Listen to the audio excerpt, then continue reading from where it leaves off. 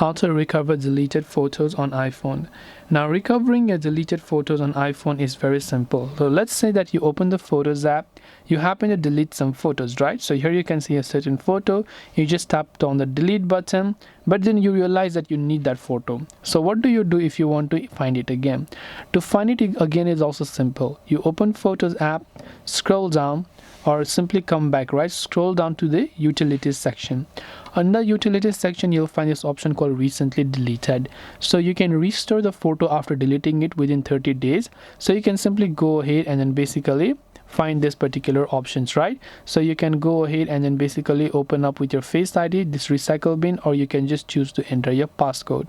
Now from here you'll find the photos that you have deleted, so you can choose to recover this or permanently delete it. So if you want to recover it, tap the recover option from the bottom right and tap on recover photo, and it will be successfully recovered to your Photos app. So this way you will be able to recover deleted photos on iPhone. I hope this video helped you. If you have any questions, feel free to leave them down. Thank you for watching till the very end, and see you soon in the next video.